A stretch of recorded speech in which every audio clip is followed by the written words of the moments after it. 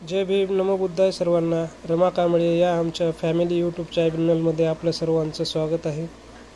तर आज मी तुम्हाला भगवान गौतम बुद्ध आणि एक ज्ञानी पंडित यांच्यामध्ये देवाविषयी एक युक्तिवाद झाला त्याच्याबद्दल थोडीशी माहिती सांगणार आहे. पाहूयात आपण या व्हिडिओमध्ये. बुद्धांना एका पंडिताने विचारले की तथागत, आपण लोकांना सांगता देव नाही, आत्मा नाही, स्वर्ग नाही, पुनर्जन्म नाही. पुनर्जन्म नाही. बुद्ध म्हणाले, तुम्हाला असे कोणी सांगितले की मी असे सांगितले म्हणून? पंडित म्हणाला, नाही, असे कुणी सांगितले नाही. मग मी असे बोललो असे सांगणारी व्यक्ती तुम्हाला माहीत आहे का? पंडित म्हणाला, नाही. मग असे मी कुणाला सांगताना तुम्ही ऐकले आहे का?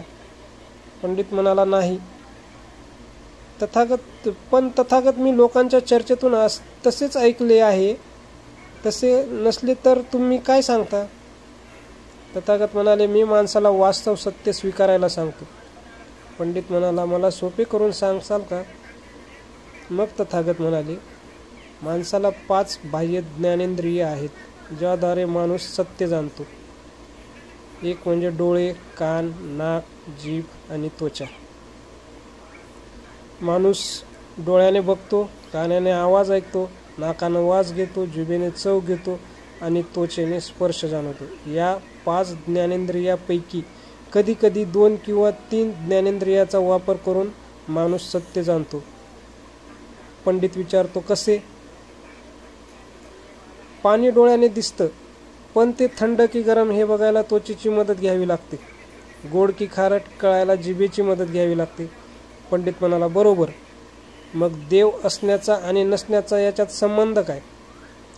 तथागत म्हणाले, तुम्ही हवा पाहू शकता? पंडित म्हणाला, नाही. याचा अर्थ हवा नाही असा होतो का? पंडित म्हणाला, नाही. हवा दिसत नसली तरी ती आहे, कारण तिचं अस्तित्व नाकारता येत नाही. आपण श्वासोच्छवास करताना हवाच आत बाहेर सोडतो. वाऱ्याची झुळूक आली की आपल्याला जाणवते. झाडं, पान हवेने हालतात, ते दिसतं. तथागत म्हणाले, आता मला सांगा, देव तुम्हाला 5 इंद्रियांनी जाणवतो का? पंडित म्हणाले, नाही.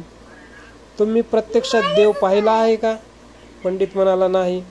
तुमच्या आईवडिलांनी पाहिल्याचं तुम्हाला सांगितलंय का? पंडित म्हणाला, नाही.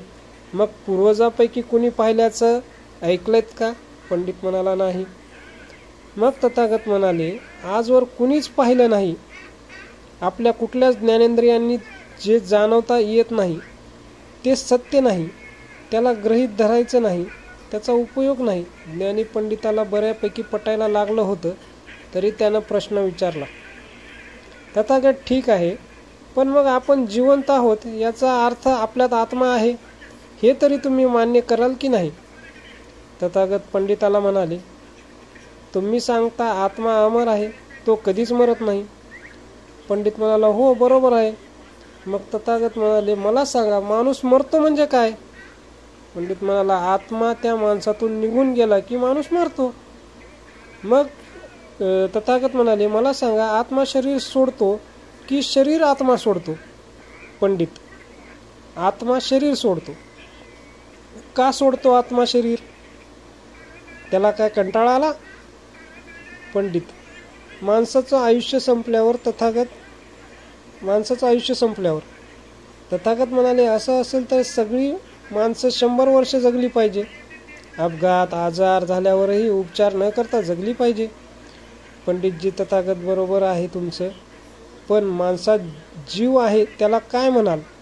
तथागत म्हणाले, तुम्ही पंती पेटवता, त्यात एक भांड्यात तेलात वात असते. ही वात पेटवायला अग्नी देता, बरोबर? पंडित म्हणतो, बरोबर. मग मला सांगा, वात कधी विझते? पंडित, तेल संपते तेव्हा. तथागत, आणखी? पंडित, तेल आहे पण वात संपते तेव्हा. तथागत विचारतात, आणखी? पंडितजी काहीच बोलले नाहीत. तेव्हा तथागत म्हणाले, पाणी पडले, वारा आला, पंतीच फुटली तरी पण पंती विझू शकते. मानव देह ही एक पंती समजा, आणि जीव म्हणजे आग म्हणजेच ऊर्जा.